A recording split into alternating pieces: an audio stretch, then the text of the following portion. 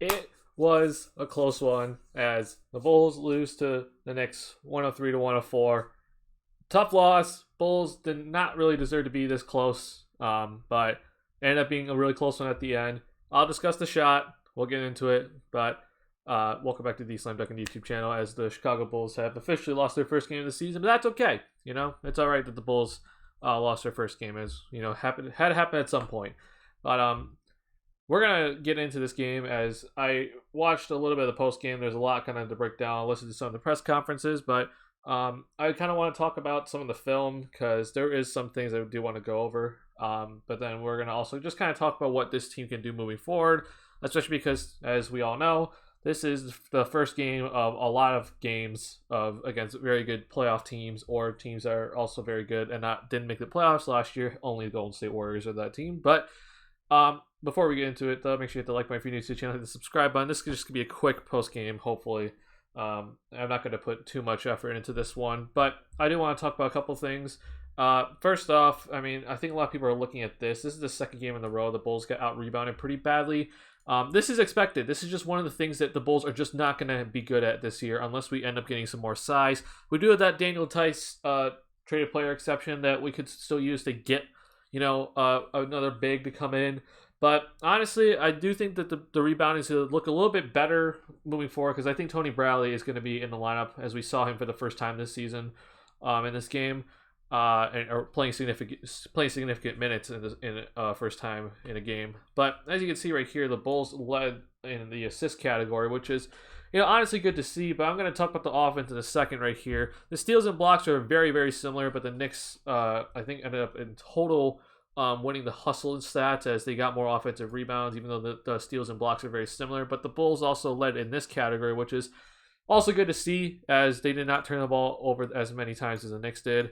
The foul, we don't need to talk about the refs. Even though that the refs did kind of screw over the Bulls a little bit, it doesn't matter. The Bulls should have done better in this game overall.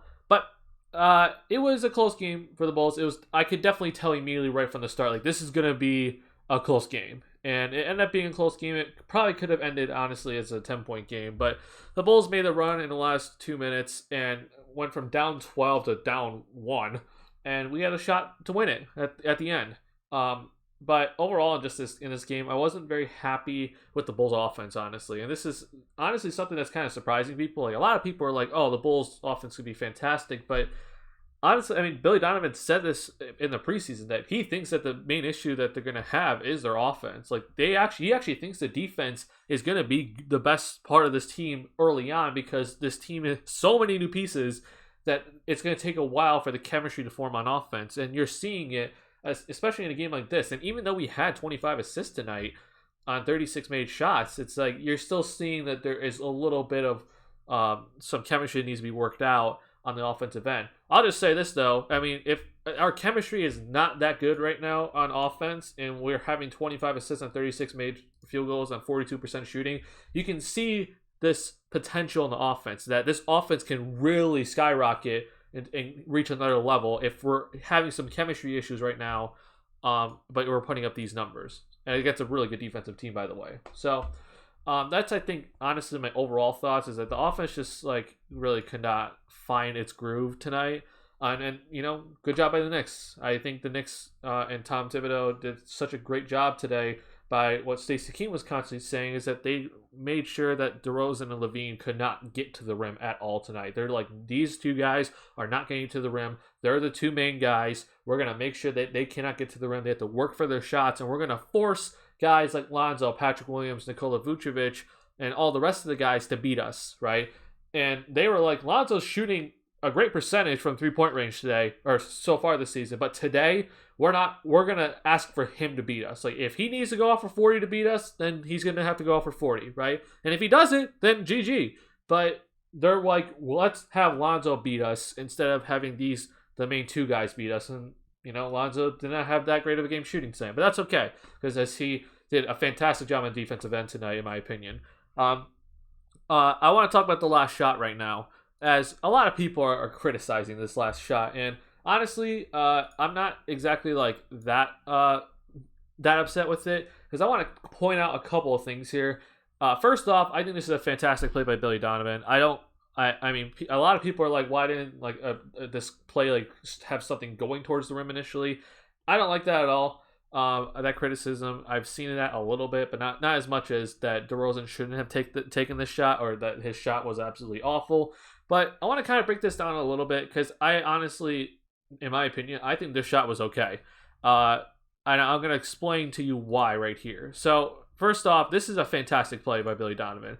He puts Lonzo up here, and then he has him move away from where the ball is right now. So this basically clears out. Look at how much space this clears out, right? You put Vucevic over here and Caruso started over here, and then Vucevic is basically setting a screen and Caruso's running to the other side of the court as well. So you have Lonzo and Caruso running to the weak side here, and this clears out their defenders, all right? The idea of this is to make sure that these defenders cannot get in on the inbound pass. So it's basically just on LaVine and DeRozan just to get the ball in right now. And their two defenders are the only two defenders that can stop the ball from being inbounded, which is honestly pretty good.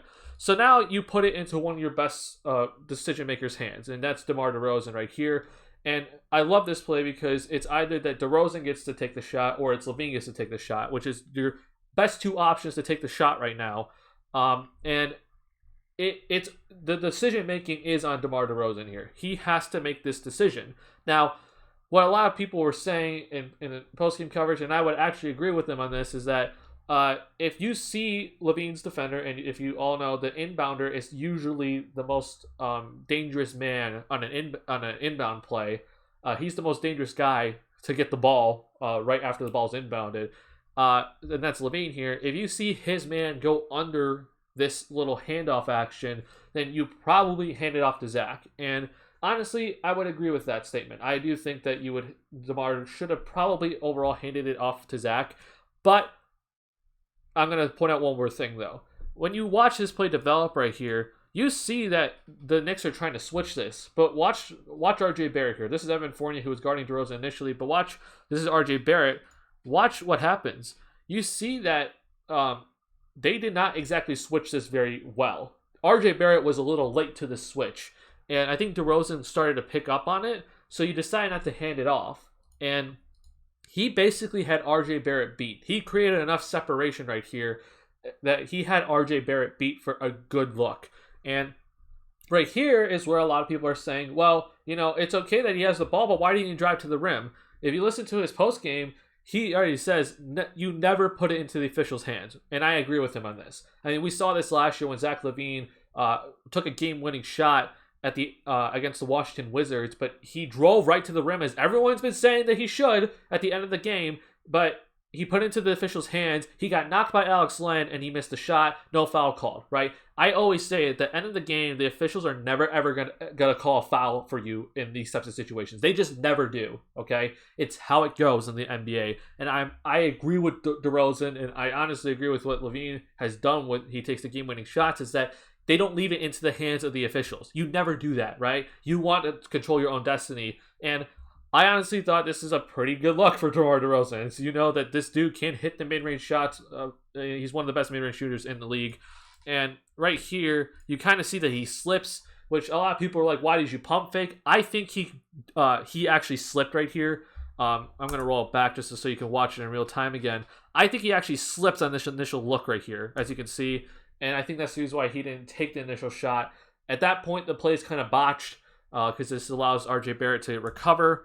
And then, of course, he has to throw up the shot. And it's obviously an air ball because it's just now you got RJ Barrett defending him. But this whole talk about DeRozan trying to run it into the paint right here or drive it. I mean, I don't know what you guys are thinking. Mitchell Robinson's right here, okay? Like, this is one of the best shot blockers in the league right now, and you're not going to get past Mitchell Robinson in this situation, okay? Driving into the rim is the last ideal move because Mitchell Robinson's right here. You do not want to drive it to the rim. I'm okay with DeMar DeRozan taking a mid-range shot. If you see this play, honestly, like, it is a perfectly set up play because let's say DeRozan hands this off to LaVine, the shot blocker is in the corner. And it's because Vucevic's shot three-point ability, the shot blocker has to stay out there. Look at the lane right now. Now you don't really have a shot blocker, so if you give it to LaVine, he could drive it to the lane or, drive it and not worry about any help coming over, right? And then he can take a mid-range shot. Or let's say, DeRozan decides to keep it right here, which, in this case he does, then he could get a mid-range shot off. So I love this play, honestly. It just ended up not working, and that's okay. It's stuff for the Bulls to work out, as this is only the 5th game of the season. I'm cool with DeMar DeRozan taking the last shot. I don't, even if it was LaVine, I honestly do not care which one of those guys takes the last shot. I'm fine with either. But the other thing too that I was kind of I wanted to point this out. It's like hindsight's 20/20, guys. Like, let's say DeRozan handed the ball off to LaVine, and then LaVine took the shot and missed it. We'd all be saying right now that DeRozan should have kept the ball and taken the shot, because we all know that DeRozan in the previous game was the hero in crunch time and made all those shots in crunch time. So it's like, why didn't he take the shot, right? So I just think the hindsight's 20/20. You just live with what happened, and it's all right. And that's my thoughts on the last shot, which honestly I'm all right with. I don't really have that much of a problem with it. So I talked about already in this that the Bulls offense definitely had some struggles. Honestly, I'm kind of shocked we even got to 103 points this game, because there were a lot of struggles going on. And you're seeing that besides LaVine, Vucevic, and DeRozan, that this team really just does not have any sort of shot creating ability at all on the floor, no matter who's out there. And that's the reason why Kobe White is so desperately needed on this team, because he can provide that spark. And at the very least, he's able to get past his own defender. He may not be able to make the shot, but he's able to just collapse the defense a little bit, which is something that is desperately needed right now, because, depending on these three guys, it can only go for so much.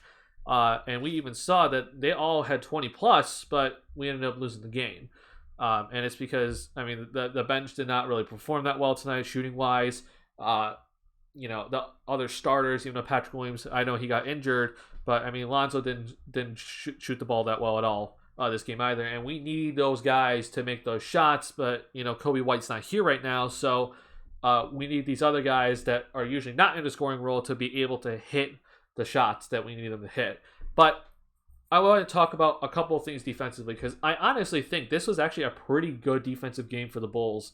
I know a lot of people are like, wow, there are so many open threes, and yes, I'm going to break that down. I think that was the one flaw in the defense tonight, was that there were too many open threes by the New York Knicks tonight that the Bulls let up. But overall, you kept this New York Knicks team to 104 points. I live with that, and Donovan has said that this Bulls team is going to have issues more offensively than defensively, and we're seeing it. And honestly, I think this Bulls team has shown that their defense is pretty legit. And once they really get that chemistry down, that I think this is a really good defensive team. With just all the changes that happened in the offseason, and obviously Donovan, I think Donovan's a fantastic coach.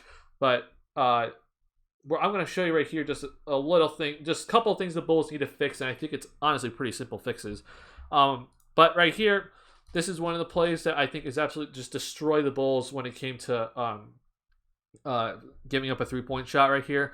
Obviously, the Bulls lack size. So when Julius Randle decides to go down into the post, one of the things that we saw tonight is that they double-team them. And this is something that I said in my pregame show, is that, hey, the Bulls are probably going to double-team Julius Randle because we do not have the size to match up against them. And so, honestly, Lonzo was the main defender on him tonight. And I trust Lonzo, honestly, on Julius Randle. I think he's that good of a defender. But either way, Julius Randle still has a height advantage over Lonzo. So you still have to kind of come over and double team right here.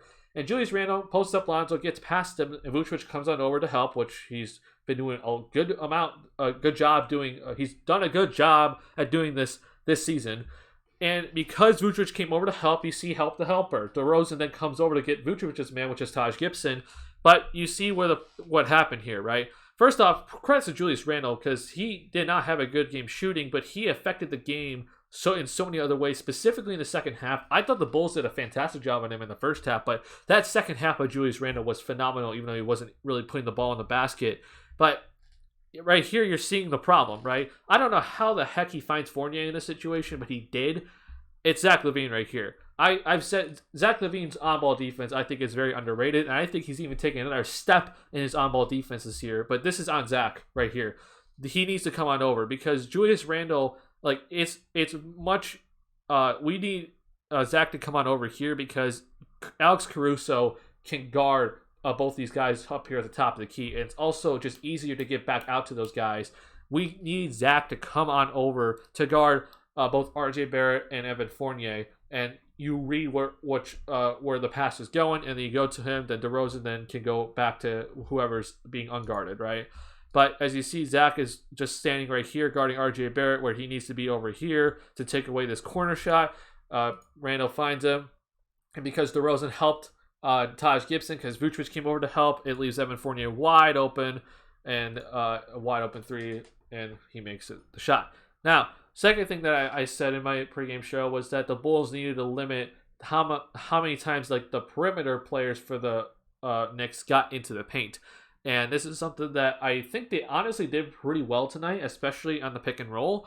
But there were definitely moments where when they did break down, it led to an open three. And this was one of those moments right here. So we saw this a lot early on, was that the Walker-Randall pick and roll, which the Bulls decided that they're going to switch it. And I like switching that, honestly, because I think Lonzo can guard Randall.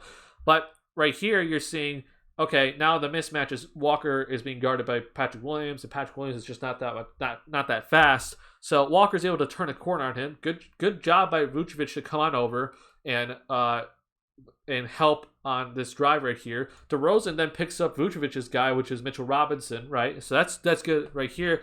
Yet again, unfortunately, this is on Zach LaVine, as he needs to be over here because it is a much harder pass to kick it out all the way over here when you're driving down baseline to kick it out to Evan Fournier than it is to kick it out to the corner, because the corner is right there in front of you. That's basically a cross-court pass right here to Evan Fournier at the three-point line, and it has to go through all this traffic, right? You need Zach to be over here, and not 100% on RJ Barrett, but he just needs to be over here more. This is too much space for RJ Barrett, and it leads to then a wide open three again, and they obviously made it. This happened just a couple, or I guess not a couple, I'd say like about 4 or 5 times this game, like plays like this, and that was the difference in this game, because the Knicks came in like shooting a bunch of threes, but you saw that they didn't shoot that many threes tonight. They shot only 29, and they were shooting 40 plus per game so far this season. So you actually took away a lot of 3-point shots, but I'm showing you right here that there were moments that you didn't, and if you just took those away, I think you win this game. So that's honestly just a little bit of showing you what the Bulls need to do and kind of fix that rotation, because I thought that, the double team on Randall was very good. It worked a lot. It worked on a lot of possessions on Randall, but the drive into the lanes, the kickouts, that needs to definitely get worked on moving forward. So that's all I have for you in this video. Bulls did lose their first game, but that's okay. Hopefully we win against the Jazz on, I believe, Saturday. So hope you guys enjoyed the video. If you did, make sure you hit the like button. If you're new to the channel, hit the subscribe button. I'll see you guys in the next video. Peace.